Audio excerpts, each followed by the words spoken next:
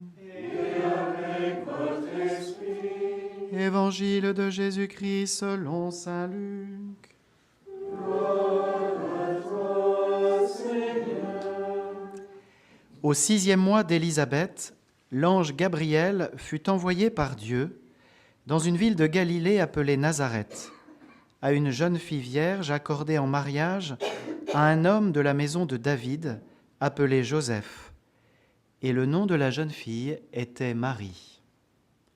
L'ange entra chez elle et dit : « Je te salue, comblée de grâce, le Seigneur est avec toi. » À cette parole, elle fut toute bouleversée, et elle se demandait ce que pouvait signifier cette salutation. L'ange lui dit alors : « Sois sans crainte, Marie, car tu as trouvé grâce auprès de Dieu. Voici que tu vas concevoir et enfanter un fils, tu lui donneras le nom de Jésus. Il sera grand, il sera appelé Fils du Très-Haut. Le Seigneur Dieu lui donnera le trône de David, son père.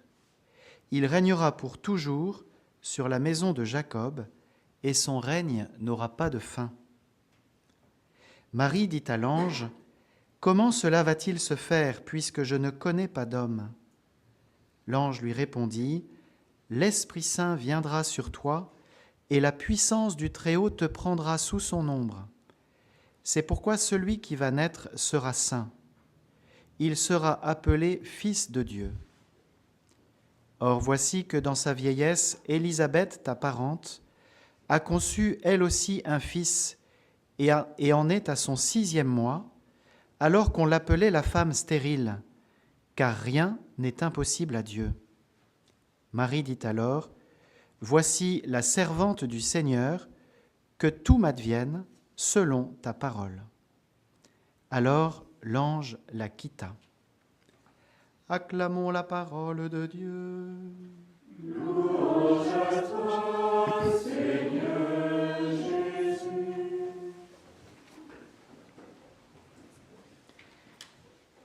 Après l'annonce faite à Joseph avant-hier dans l'Évangile selon saint Matthieu, après celle faite à Zacharie hier dans l'Évangile selon saint Luc pour la naissance de Jean-Baptiste, nous entendons aujourd'hui cette page, elle aussi, sous la plume de saint Luc, de l'Annonciation faite à Marie.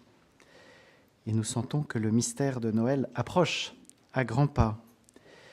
Ce qui est impressionnant dans tous ces récits, hier Dominique soulignait le contraste entre l'annonce de la naissance de Samson et de celle de Jean-Baptiste. Tous ces récits, que ce soit l'annonce de la maternité d'une femme âgée et stérile, ou l'annonce faite à une vierge qui ne connaît pas d'homme, donc qui n'a pas de relation de nature à concevoir un enfant normalement, ces annonces, ces événements extraordinaires au sens originel du mot, ces annonces soulignent l'intervention de Dieu dans l'histoire. Ces naissances sont un don de Dieu, c'est bien Dieu qui agit, mais pour autant, et c'est le point, je pense, qu'il nous faut continuer à méditer, à contempler en cette fin du temps de l'Avent, pour autant, l'œuvre de Dieu ne s'accomplit pas sans collaboration humaine. Dieu appelle, suscite des hommes et des femmes pour que son œuvre puisse se réaliser. Et c'est le cas aujourd'hui de cette jeune fille de Nazareth, Marie, qui accomplit l'oracle d'Isaïe. On voit bien combien saint Luc veut montrer l'accomplissement, puisque la jeune femme enceinte de l'oracle d'Isaïe n'était pas nommée. Voici que la Vierge, la jeune fille, la jeune femme est enceinte, et saint Luc précise le nom de la jeune femme, de la Vierge, de la jeune fille était Marie. Voilà, donc cette promesse de Dieu faite par Isaïe à Israël s'accomplit, mais pour que cette promesse s'accomplisse, pour que l'œuvre de Dieu se réalise, il y a besoin du oui de Marie. Il y a besoin de son accueil, de son acceptation, de l'offrande d'elle-même pour collaborer à l'œuvre de la grâce. Et voilà ce qui nous rejoint, ce qui nous concerne tous, c'est que Dieu continue son œuvre. Dieu veut que tous les hommes soient sauvés. Dans la première lettre à Timothée, chapitre 2, verset 4, Dieu veut que tous les hommes soient sauvés. Mais pour que ce soit le cas, encore faut-il que tous les hommes soient rejoints, soient touchés par cette lumière qui éclaire le peuple qui marchait dans les ténèbres. Et nous sommes tous plus ou moins dans la nuit, et notre monde, l'actualité ne nous le rappelle que trop, et vraiment souvent, dans beaucoup de lieux, dans la nuit. Et qui va apporter cette lumière de l'espérance, cette affirmation que Dieu est fidèle à sa parole, qu'il tient promesse? Eh bien, ceux qui en sont témoins, donc chacun de nous, ceux qui sont disciples de la parole faite chair, disciples du Christ. Donc Dieu a besoin de nous pour collaborer à son œuvre de grâce. Marie, c'est une belle histoire et on peut s'émerveiller, mais rester très à distance en disant « Waouh, Marie quand même !» Ben oui, mais toi, moi, qu'allons-nous faire pour que nous collaborions selon ce que nous sommes, selon ce qui nous est donné, selon ce qui nous est demandé, nous aussi à l'œuvre de grâce, à l'œuvre de Dieu? Car Dieu n'a pas changé, il ne change pas, il continue de travailler, d'opérer, de réaliser son œuvre de salut avec les hommes et avec ceux de ce temps, donc avec nous.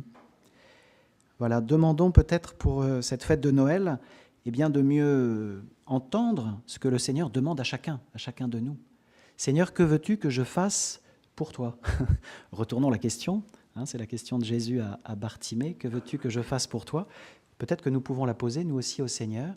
Seigneur, que veux-tu que je fasse pour participer, avec ce que je suis, là où je suis, à ton œuvre de salut?